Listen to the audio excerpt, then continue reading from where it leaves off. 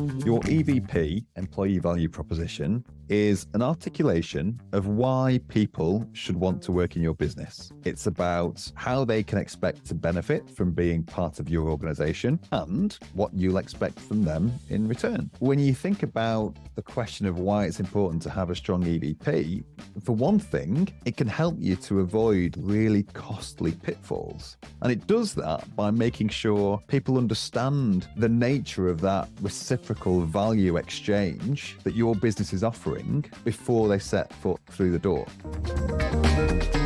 Hello and welcome to Masters of Comms, the podcast for transformative communication techniques straight from the pros. In this episode, we delve into the heart of modern HR and internal communication strategies, the Employee Value Proposition, or EVP. We are pleased to have Alastair Atkinson, Director of Consultancy at ScarlettAbbott, as our guest speaker. Alastair brings a wealth of experience and insights into this very important topic. Today, we'll be exploring the fundamentals of an EVP and unwrap how businesses can leverage it to chart their strategic people and internal communication priorities. Hello, Alastair, and welcome to Masters of Comms. Hi, Lamar. Thanks for having me. So, Alastair, would you mind taking a minute to introduce yourself to our listeners? Sure. As you said, I am one of the directors at ScarlettAbbott. We're an employee engagement consultancy. We serve all sorts of pretty big brands across all sorts of industries. Personally, I've worked in the field of comms and engagement for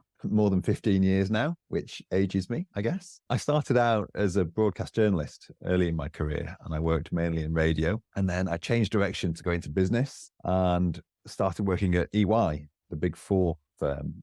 I was a client-facing consultant in HR and comms consultancy for 5 years. And then I moved into their internal comms function in a global role. Did a couple of roles there, actually. One was a people comms role, and the other was a leadership comms role. And I stayed there another 4 years. So I was at EY 9 years in total. I've been at ScarlettAbbott now for about 6.5 years, and I particularly specialize in helping businesses to articulate and embed their purpose, vision, strategy, values, and I guess particularly pertinent to today's discussion, I love and have a passion point for employee value proposition. Yeah, that's great. And at the same time, maybe you could give us a brief overview of ScarlettAbbott. Yeah, of course. As I said, we're an employee engagement consultancy, and our purpose as a business is to create better worlds of work. That's what we talk about. And what does that mean? Well, to us, it means that we want to foster workplaces where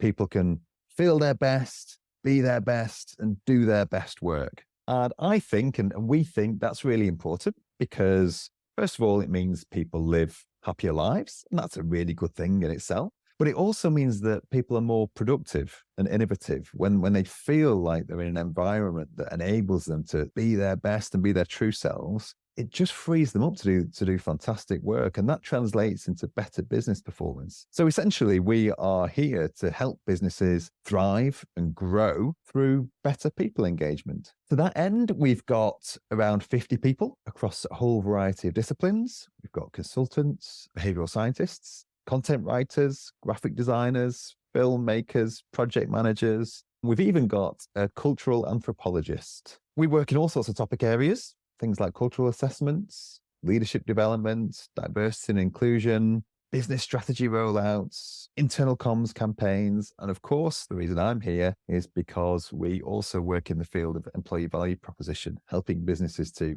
identify, articulate, and communicate their EVP. I'm actually really interested in that cultural anthropologist role that you have there. I'd love to hear more about that maybe at some time in the future. Yeah. But Alastair, I've been trying to better understand the concept of EVP lately. And what has really interested me is that workplace dynamics are really constantly changing. And in that, this has made the employee value proposition, what I would say, become even more pertinent. And maybe I would go as far as saying essential to a healthy workplace. So for those who may not know what an EVP is, could you start off by explaining an employee value proposition and why it is so crucial for organizations to have one to engage with their workforces? Yeah, of course. I completely agree with you, Lamar. I think this has become, it's always been important. I think it's become increasingly important over the last few years. So essentially, your EVP, employee value proposition, is an articulation of why people should want to work in your business. It's about how they can expect to benefit from being part of your organization and what you'll expect from them in return. So to your point about why it's important, let me give you some statistics. Globally, around a third of new employees leave their employer within 90 days. A third. Of those, 40% say that it was because their experience of the business didn't match up with the expectations they had beforehand. And on average, those departures cost around £30,000 per leaver. So when you think about the question of why it's important to have a strong EVP, for one thing, it can help you to avoid really costly pitfalls. And it does that by making sure people understand the nature of that reciprocal value exchange that your business is offering before they set foot through the door. It just helps to align those expectations with the reality of working in your business. I think there's a bit more to it than that. So the other reasons that an EVP is important is that it can help you attract the kind of people you want in the business. It depends on the talent that you're looking for. It depends on the culture that you're trying to foster. And if you can frame that within your EVP, then again, you get this kind of positive self-selection of candidates coming to want to work in your business. I think it can also bring consistency and coherence to the way you talk about your employee experience. And equally important, it can equip all your people to be effective advocates for the business and life in the business by giving them the tools to talk consistently and coherently. In terms of when we think about what is an employee value proposition, what comprises it? Well, there are some obvious tangible elements to it. So things like pay, benefits, the working environment, and they're all super important. They're the foundations. But it's often the intangible cultural elements that tend to be the differentiators when people are thinking about joining a business. So it's things like the cultural ethos, relationships within and across teams, opportunities for development, maybe the chance to collaborate widely and meaningfully. Those are all the intangibles that are often the differentiators when you're thinking about EVP. Yeah, that's quite interesting and necessary, but it sounds like culture plays an intrinsic role in an organization's development of an EVP. I'm seeing over the years, we've seen the concept of employee value proposition has quite evolved. So how might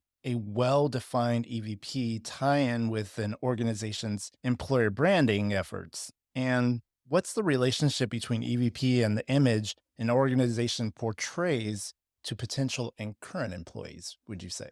This is a really interesting one. The terms employee value proposition and employer brand are quite often used interchangeably, but I don't think that's correct. So for me, your employee value proposition is one of the things that contributes to your overall employer brand, but it's not the only thing. So let me talk through why I think that. If you're considering moving to a new employer, I'm not suggesting that you are, Lamar. I'm sure you're very happy. But if you were, you might be influenced by their public-facing brand, especially if they're a well-known consumer brand. You might also be influenced by the nature of the product they make or the service they offer. Thinking, for example, if you really love Nike trainers, you might think, well, wouldn't it be great to work for Nike? You're also likely to take account of any media or press coverage about what it's like to be an employee in that business. And those stories crop up from time to time in the media. We've all seen them. So all those things, as well as the EVP,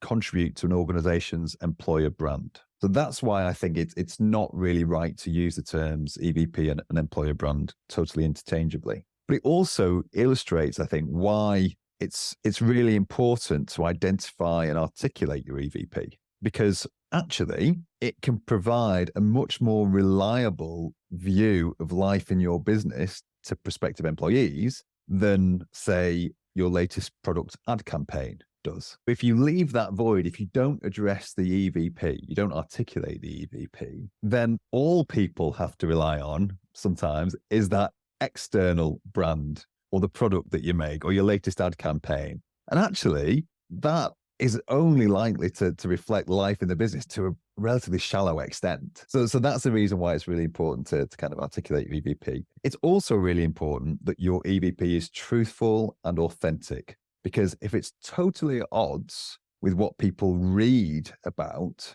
or stories that existing colleagues tell about life in your organization, then it's going to come across as disingenuous and the wheels will come off pretty quickly for you. Alastair, the authentic voice has been a key point in comms in recent years, and it has been important to the success of many global brands today.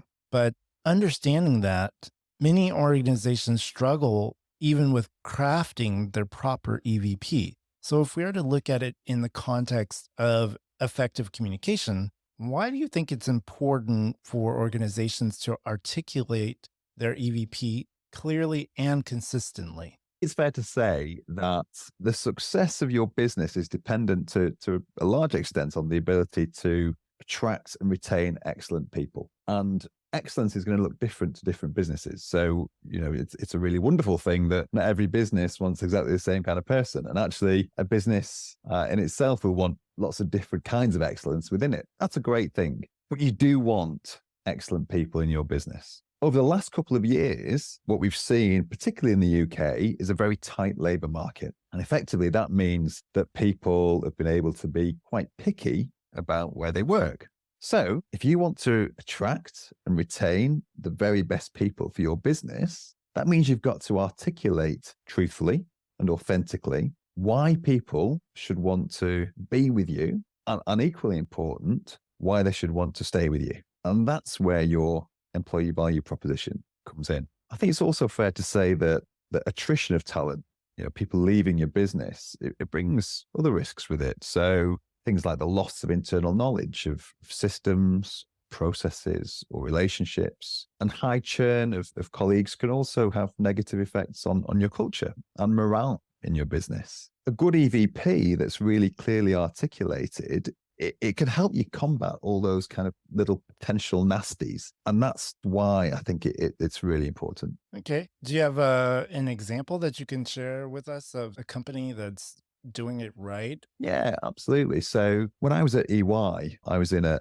people comms role in the global function. At a time, it was a fascinating time in my career, actually. It was a wonderful opportunity because we were transitioning from one global chairman and CEO to another, and there's a new global strategy about to be introduced, which would see us through a 7-year period through to 2020. And as part of that, there was a new global managing partner for people. And of course, part of the overall business strategy was the people strategy. And so that was a period when we started to focus on the employee value proposition. And I think what EY did really well at that point in time was to be very, very honest about what they were offering and what people expected from them. And, I'm going back 10 years now. And so it's quite bold at the time. It's much more common. That level of honesty and authenticity, thankfully, has become more common. But at the time, it was quite bold because the employee value proposition of EY, which stands today, is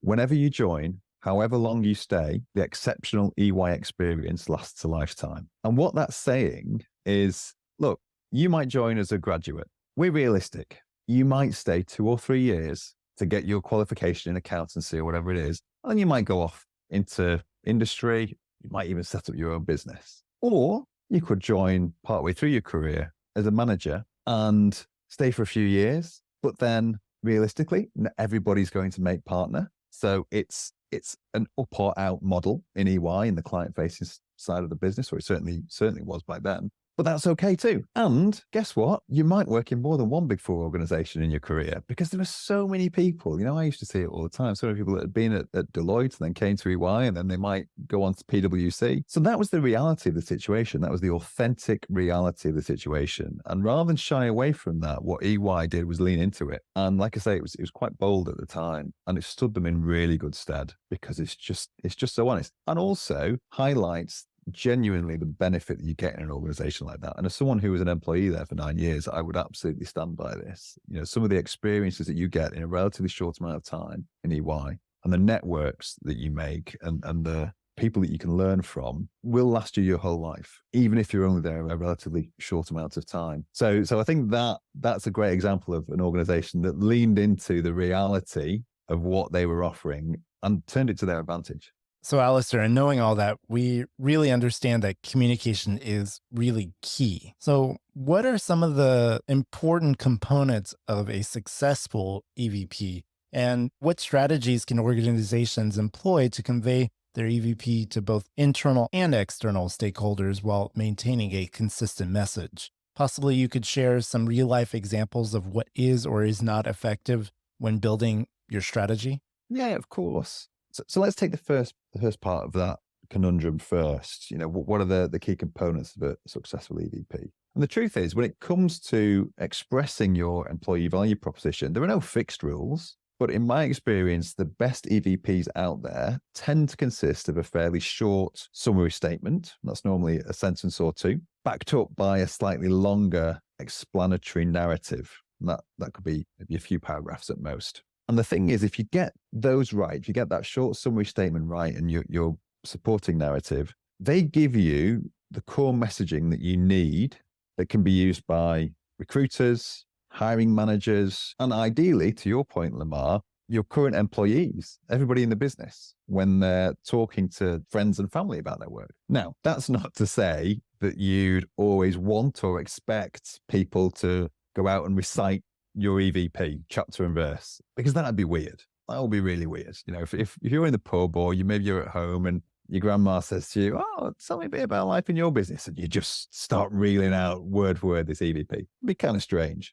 That would be kind of strange. But hopefully what happens is that those hiring managers, the recruiters, the employees, they absorb the overall sentiment of the EVP and some of the language so that they begin to talk consistently and coherently about life in the business. To the second part of your question around communication strategy for your EVP, it's really important for internal communicators to join forces with their counterparts in external comms and HR, especially, of course, recruitment teams, because EVP is hugely valuable internally, but even more so externally. That's kind of the point, is to project that image of life in your business. And working together, those functions, internal comms, external comms, HR, you can figure out how to get the most traction with your target audiences, because the chances are it's people in your HR function that will have the greatest insight into the kinds of people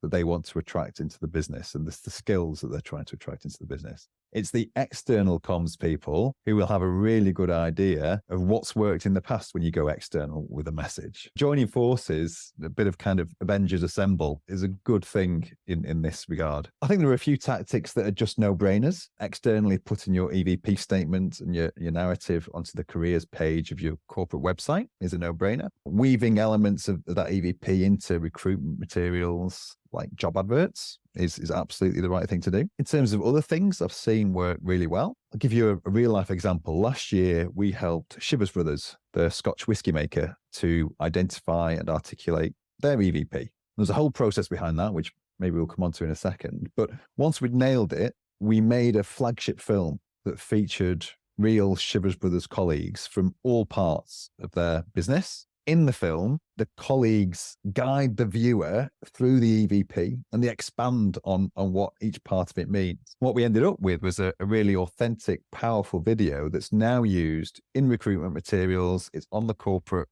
careers pages in the website, and it's also used in the onboarding process as people come into the business, to new recruits entering. So it reinforces, hopefully, what they've heard before they joined with what they're starting to hear as soon as they're actually in the business. I think it's also a really good idea to curate colleague stories told in their own words that can support and bring to life the key pillars or elements of your EVP. So those stories could be in writing, they could be videos, they could be audio bites. You might do a podcast series, but I think it's a really good way to illustrate the authenticity and the credibility of your EVP. And of course, the benefit is you can use those stories internally, but you could also take them externally through social media. That colleague voice, I think, can be really powerful. What a great example. But I would follow that up with, maybe you could talk to us about what resources, tools, or support can organizations seek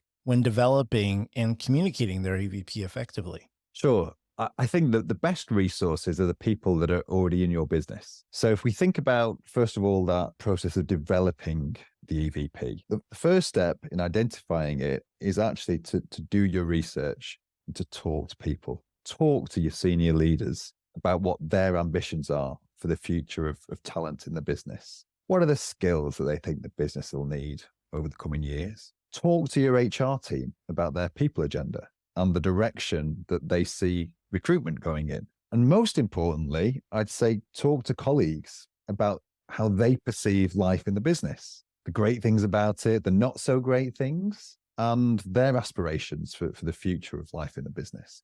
All of those conversations should feed into the articulation of your EVP. Resources wise, I guess I would say this, but you don't have to do it on your own. So it's often a good idea to get help from specialists like us at ScarlettAbbott, because identifying and articulating and communicating your EVP, it's actually fairly rigorous and, dare I say, a scientific process. So there's no shame in asking for help to get it right. No shame at all. And would you say that there are tools out there that support the communication of those EVPs? Yes, absolutely. So I think some of them are tools that you'll already have. So again, corporate website, don't be afraid to use social media. Social media externally, I'm thinking now, is so powerful. And again, I come back to that idea of harnessing the colleague voice, articulate your or communicate your EVP through the colleague voice. That will make it authentic. You can take that and do it through your corporate social media channels. But you can also, there's no harm in encouraging colleagues themselves to use their own social media if they feel comfortable to do that. I'm not suggesting you should force anybody to, but if they feel comfortable to do that, to tell a story about something they've done at work, not anything commercially sensitive, obviously, but maybe it's something in the kind of social responsibility space that they've done that speaks to your EVP. Well, great. If they tell that story on social media, super powerful for you as a business. I think internally, when you're trying to, communicate and embed your EVP among people and let them know what it's all about, then employee social networks are hugely important because they're effectively your internal social media, right? So I think if you can have a community of champions that have been involved in the shaping of the EVP, perhaps some of the people that you spoke to in focus groups in order to identify exactly what your EVP was, keep those people involved, enable them, equip them to go onto your employee social networks and spread the word. Maybe even you do kind of little behind the scenes stories, kind of like the making of the EVP, and feature those people a bit like David Attenborough's Planet when they do the behind the scenes bit at the end. No harm in doing that at all, because what that does as well is it gives colleagues internally a little bit of bonus content, if you like. And again, we know from external social media that people love that. If you're in the club, so to speak, and you get a bit of bonus content that not everybody else is getting, makes you feel a little bit special, predisposes you to engage more with the content. So I think that's a really good way forward. And being that we're in this dynamic work environment, can you explain how organizations can ensure that their EVP remains relevant and resonates with evolving employee expectations and possible societal changes? Are there any KPIs that you would say we should be monitoring? This is a great question, a really great question, because how often do we, understandably, I suppose, forget about the monitoring and measuring? And we've got to come back to that. The truth is, some businesses have never formalized their employee value proposition before. And if that's the case, okay, it's never too late. Equally, there'll be some businesses out there who've had an EVP for several years. And so for them, it's a really good idea to reassess whether A, it's still true and authentic for their business, and B, is it still serving its desired purpose of helping to attract and retain great people? So how do you do that? Well, if you're not sure about whether your EVP is still serving its purpose, HR data is a great place to start, I would say. For example, when you advertise roles, Is your average number of applicants holding steady over time? Is it going up or is it going down? That'll tell you a lot. How does that compare with your competitors? It's not always easy to get that data, but it would be useful to try if you can. Also, ask yourself what proportion of the applicants that you progress to a first round interview actually viable candidates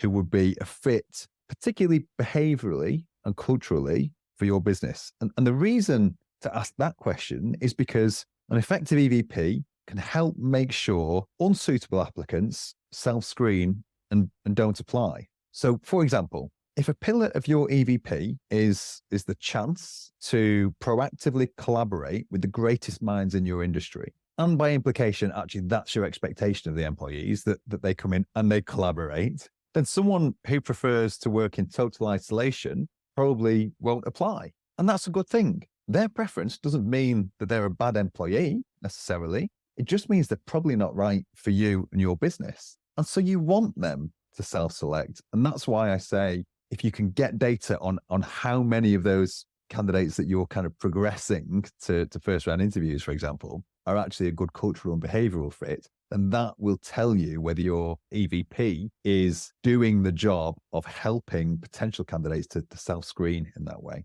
Yeah, those are great and concrete measurements that I'm sure many leaders can apply and evaluate their activities and their EVP. So really, thank you. Well, as we wrap up, do you have any final advice for organizations looking to strengthen their EVP and improve their communication strategies to enhance employee engagement and employer branding? Possibly you could provide us just 3 of the best practices that you could share with our listeners. Yeah, of course.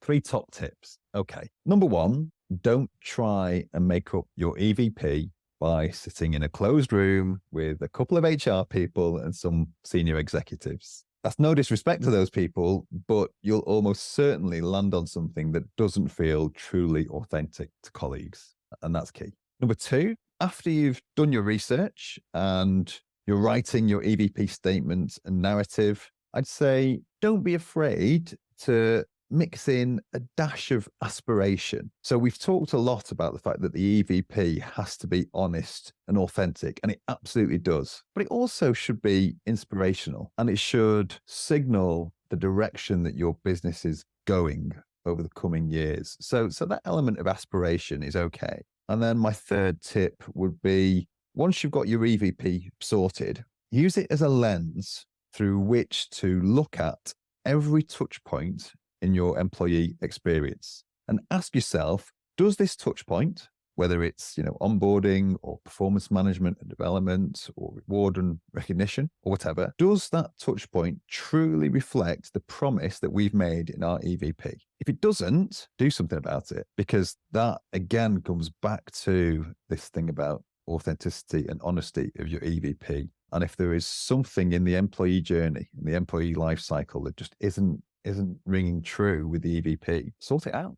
All great key points, best practices. So we're going to head out now. So we'll head into the final question. Thank you for all your feedback, Alastair. Although I would like to ask you one final question that I enjoy asking all of our guest experts of Masters of Comms. Would you mind sharing with us the title of a book or a film that had a significant impact on you recently and why? Sure. I love questions like this. A couple of years ago, I read a book called The 7 Deaths of Evelyn Hardcastle by Stuart Turton. I think it might have actually been his debut novel. And it's just a very, very clever book. It's a clever idea, cleverly written. And it was one of those where it just made me want to kind of seek out the author and shake his hand, Paul Hollywood style, for any fans of Great British Bake Off. And also, I just thought, wow, if I had written that, I would probably just put my feet up for the rest of my life, because it's not going to get better than that. I've really achieved something. Sadly, I haven't, so I'm going to carry on working. But Stuart Turton can put his feet up because he's done a great job with his, what I think was his debut novel. Sounds great. Thank you so much. We will definitely have to take a look at that book. So it's The 7 Deaths of Evelyn Hardcastle by Stuart Turton. Yep. Thank you so much. Alastair, thank you for joining us today. Thank you. It's been a pleasure. This has been Masters of Comms, the podcast for transformative communication techniques straight from the pros. Join us here for the next episode. See you soon.